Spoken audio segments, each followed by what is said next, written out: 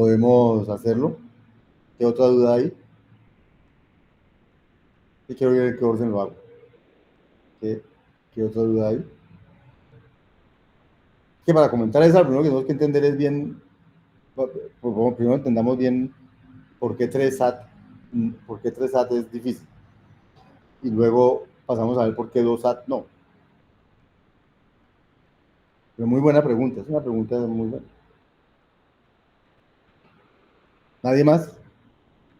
¿Nada más? ¿Todo muy claro en los videos? Bien. Entonces, el problema SAT ya está clarísimo, ¿cierto? Hay instancias positivas, instancias negativas. Que Cook, ¿cómo probó Cook que era NP completo? Pues probó que era NP. Para probar que NP es bien fácil, es decir, cómo se verifica que una fórmula es satisfactible con qué tipo de certificado. El certificado es el valor de las variables. Y lo que hago es ir pasando por cláusula hasta que se haga positiva cada uno. Si alguna se hace negativa, pues ese no es un buen certificado y no lo acepto, ¿cierto? Pero siempre las cláusulas satisfactibles, las fórmulas satisfactibles tienen un certificado que sirve, al menos, y las fórmulas insatisfactibles, ningún certificado sirve. Bien, para hacer NP duro, habría que probar que cualquier problema de NP se reduce a él y entonces Cook utilizó la definición original de NP completitud, que es que un problema es NP si se puede resolver por una máquina no determinística. Y entonces lo que él hizo fue codificar lo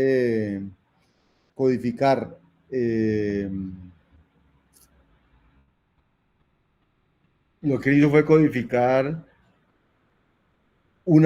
dada una máquina que resuelve un problema NP, la codificó como una fórmula.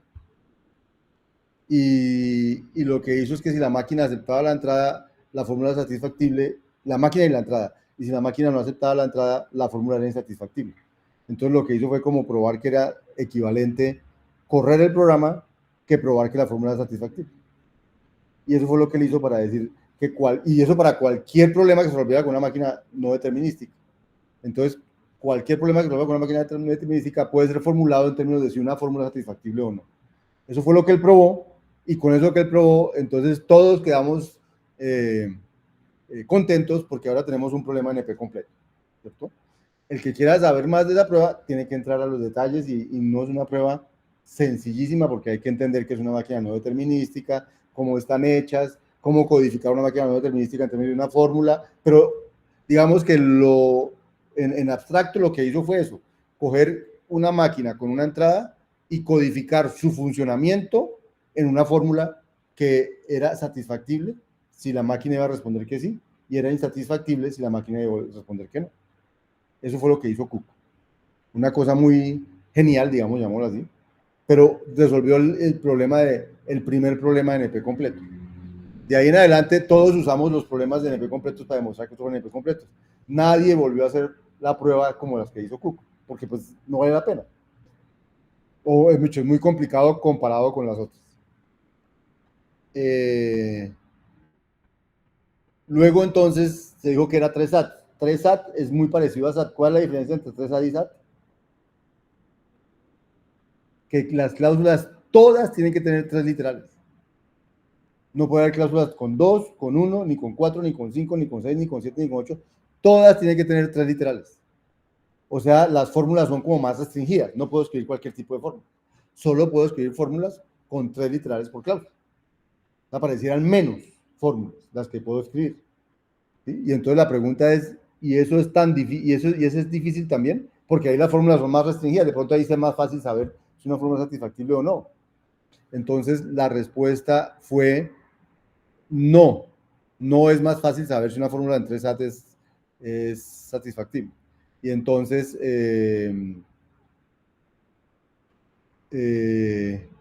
van a probar que 3SAT es NP completo, prueban que 3SAT es NP, el verificador es igualitico que el SAT, no tiene nada diferente. Y luego para probar que es NP duro, entonces dicen, consigamos un problema que sea difícil, que sea NP completo y que ya alguien lo haya probado. Entonces uno dice, ah, pues cojamos SAT, que Cucu ya lo acabo de probar y me lo acabaron de contar.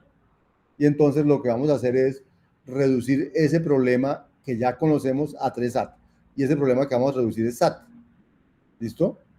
¿Qué más hay aquí? Bueno, esto que te sabes está en NP era fácil. Falta esto. Y para transformar SAT en 3 SAT, ¿qué hicieron? Entonces dijeron, ¿cuál es la diferencia entre SAT y 3 SAT? Que SAT podría tener cláusulas de un elemento, cláusulas de 2 literales. Cláusulas de 3 literales, esas no tienen problema porque son iguales que las de 3 SAT. Cláusulas de 4 literales, de 5, 6, de 7, de cualquier número de literales. Entonces lo que hicieron aquí fue decir, bueno, voy a coger una fórmula en SAT y la voy a transformar en una fórmula de 3 SAT, que sea equivalente a la fórmula original. Entonces empezaron, si la cláusula tiene un solo elemento, quiere decir que la cláusula de la forma tiene literal, Z1. Entonces, ¿cómo vuelvo esto? Unas cláusulas. Entonces dicen, no, esa cláusula que tenía uno solo se vuelve 4 cláusulas de 3 literales. Me invento 2 nuevas variables que no existían en el problema y ahora escribo la fórmula B1 o B2 o Z1 y B1 o no B2 o Z1 y no B1 o B2 o Z1 y no B1 o no B2 o Z1.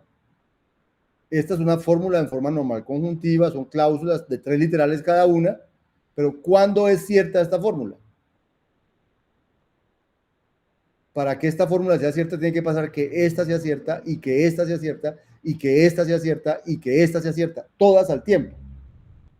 Pero fíjense que aquí dice que B1 o B2, aquí dice B1 o no B2, aquí dice no B1 o B2 y aquí dice no B1 o no B2.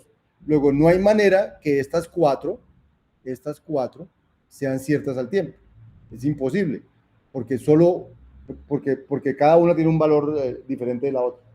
Entonces, la única forma de que las 4 cláusulas sean ciertas al tiempo es que Z1, que es el único común en todas, sea cierto al tiempo.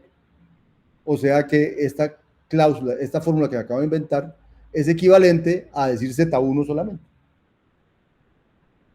O sea, es verdadera cuando Z1 es verdadero. Y es falsa cuando Z1 es falsa. O sea, es verdadera cuando esta cláusula era verdadera y es falsa cuando esta cláusula era falsa.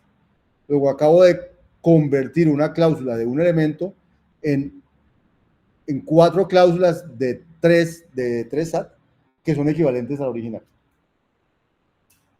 Entonces, acuérdense que el objetivo es coger una cláusula, una instancia de SAT que tiene cláusulas de 1, de 2, de 3, de 4, de 5, de 6, de todos los elementos que quiera y convertirlas solo en cláusulas de 3 elementos, tal que la nueva fórmula sea equivalente a la fórmula original. Entonces, fíjense que cogí esta cláusula y la convertí en algo equivalente a la fórmula original. Entonces, ahí voy haciendo lo que quiero. Lo mismo hay que hacerlo para las fórmulas que tienen 2. Las fórmulas que tienen 2 literales, entonces la convierto, digamos Z1 o Z2, la convierto en esta. B1 o Z1 o Z2 y no B1 o Z1 o Z2. Necesito que las 2 cláusulas sean ciertas al tiempo. Como no es posible que sean ciertas por B1 al tiempo las dos, porque si aquí B1 es cierto, aquí da falso. Y si B1 es falso, aquí da cierto. Entonces la única manera que las dos sean ciertas es que Z1 o Z2 sea cierto. O sea que estas 2 cláusulas son ciertas sí, solo si la cláusula Z1 o Z2 es cierta. O sea, acabo de convertir una cláusula de 2 literales en 2 cláusulas de 3 literales, cada uno, equivalente al original. O sea, ya voy reemplazando. Entonces ya las de 1 las puedo convertir en cláusulas de 3. Las de 2 las puedo convertir en cláusulas de 3. Las de 3, pues no tengo que hacer nada porque ya son cláusulas de 3. Y las que tienen más de 3, pues entonces simplemente digo, bueno, tengo una disyunción en la que hay por lo menos 4 variables. Entonces, si hay por lo menos 4 variables, entonces me voy a inventar K-3 variables nuevas. Si hay por lo menos 4, me voy a meter por lo menos una variable nueva. Si hay 5, me voy a meter 2 variables nuevas. Si hay 6, me voy a meter 3 variables nuevas. Y voy a inventarme K-2 cláusulas de la siguiente manera. La primera cláusula coge los primeros dos, o B1, parecido a como empezamos la anterior. Significa que esos dos valen. Y entonces aquí pongo no B1. Si llega a no valer B1, o sea, si no B1 es, o sea, si B1 es falso, ¿qué digo? Si B1 es verdadero, o sea, aquí este sería falso, necesito que valga Z3 o B2. Y si este es falso, necesito que valga, este sería verdadero, si este es verdadero, este sería falso. Necesito que valga Z4, aquí pongo una B3 y así sucesivamente, y voy encadenando cada una de estas, B1 con no B1, B2 con no B2 aquí, hasta BK-3 con no BK-3 aquí, y esta última ya me quedan aquí ZK-1 y ZK. Entonces, esta es mi nueva fórmula, que tiene muchas cláusulas, tiene K-3, K-2 cláusulas de 3 elementos por cláusula. Y lo que hay que ver es que sea equivalente al original. Entonces, si esta cláusula, entonces mira la cosa intuitivamente, si esta cláusula fuera cierta, entonces puede ser porque Z1 o Z2 es cierto. Entonces si Z1 o Z2 es cierto, esta ya sería cierta, ¿cierto? ¿Y cómo hago que las otras sean ciertas? Pues le digo B2 true, B3 true, B4 true, hago todas las B, ¿qué digo? Hago B1 false, o sea, hago que esta sea cierta, hago que esta sea cierta, y hago que esta sea cierta, y hago que esta sea cierta. Entonces puedo hacer que, si Z1 o Z2 son ciertas, puedo hacer ciertas todas las otras. Luego, si esta era satisfactible porque Z1 o Z2 eran ciertas, esta es satisfactible porque Z1 o Z2 son ciertas. Ahora, si Z1 o Z2 no era cierto, o sea que las dos eran falsas, entonces quiere decir que B1 tenía que ser verdadero. Si B1 tiene que ser verdadero, entonces no B1 tiene que ser falso. Y entonces, para que esta cláusula sea verdadero, podemos hacer Z3 verdadero. Y ya quedó, si Z3 era verdadero, esta también era verdadera.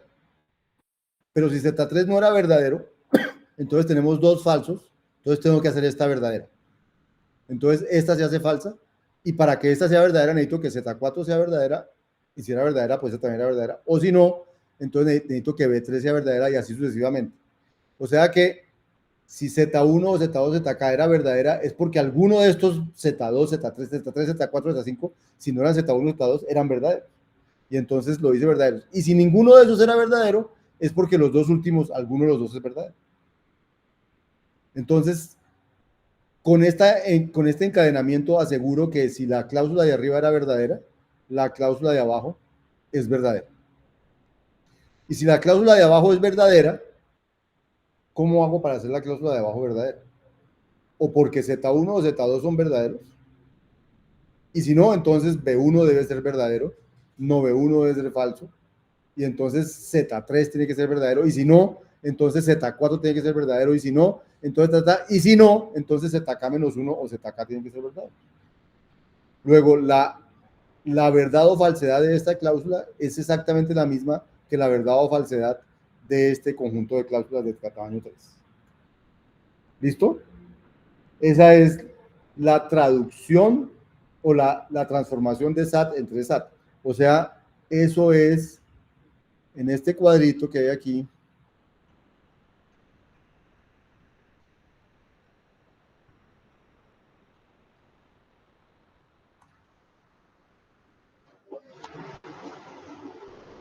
En este cuadrito que hay aquí. En este cuadrito que hay aquí. Este señor es SAT.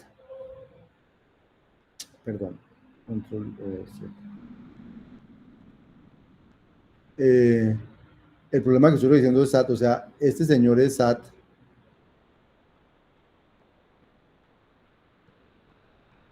Y este señor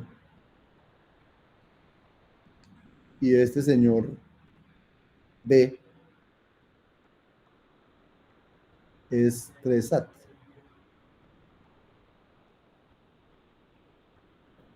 Y entonces lo que estoy haciendo es mostrando cómo coger una entrada de SAT y convertirla en una entrada de 3 SAT.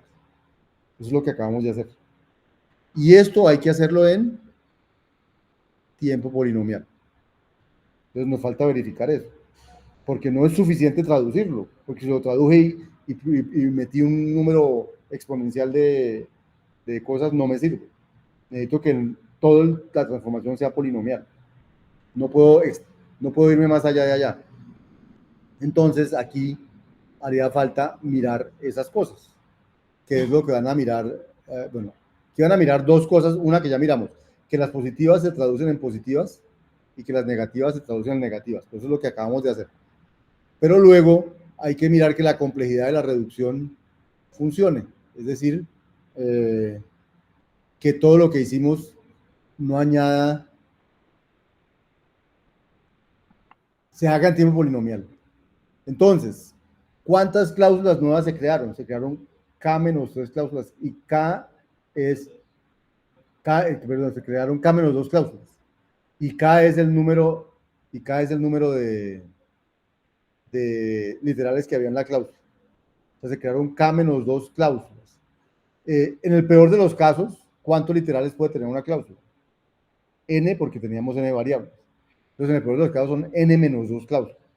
O sea, nuestros parámetros son N, que es el número de variables, y M, que es el número de cláusulas. ¿Cierto?